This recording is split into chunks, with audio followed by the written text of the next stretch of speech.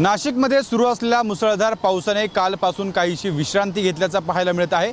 त्यामुळे नाशिकच्या गंगापूर धरणातून सुरू असलेला 4400 क्युसेक इतका पाण्याचा विसर्ग जो आहे तो कमी करण्यात आलेला आहे। त्यामुळे नाशिकच्या गोदावरी नदीला आलेला पूर तो आता ओसरतोय। या ठिकाणी आपण जर बघितलं तर नाशिकच्या रामकुंड परिसरातील जे पाण्याखाली गेलेले मंदिर आहेत ते देखील आता पाण्याच्या वरती आल्याचं पाहायला मिळतंय।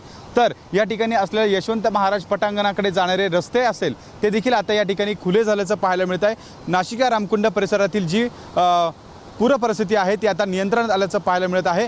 खरं तर कालपासून नाशिकमध्ये जो पावसाचा जोर आहे तो काहीसा कमी झाला आहे आणि त्यामुळे नाशिकच्या गंगापूर धरणातून सुरू असलेला पाण्याचा विसर्ग हा टप्प्याटप्प्याने कमी करण्यात आलेला आहे। काल रात्रीपासून सुरू असलेला 4400 क्युसेक इतका पाण्याचा विसर्ग आता 1760 इतका करण्यात आला आहे आणि त्यामुळे नाशिकच्या गोदावरीला असलेला पूर आता ओसरतोय। आणि त्यामुळे आपण जर बघितलं तर नाशिकच्या रामकुंड परिसरातील जी परिस्थिती आहे ती आता नियंत्रणात आल्याचं पाहायला मिळत आहे। एकूणच हे आजूबाजूचे मंदिर आहेत ते देखील संपूर्ण पाण्याखाली गेले होते।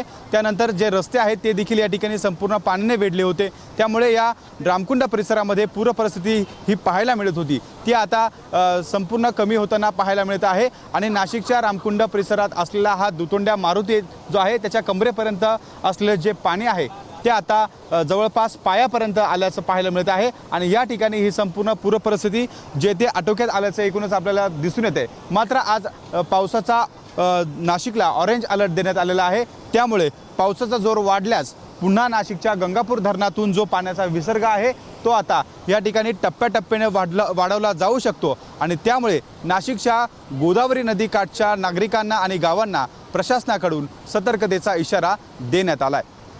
कॅमेरामन मयूर बारगजेसह शुभम बोडके, एबीपी माझा, नाशिक।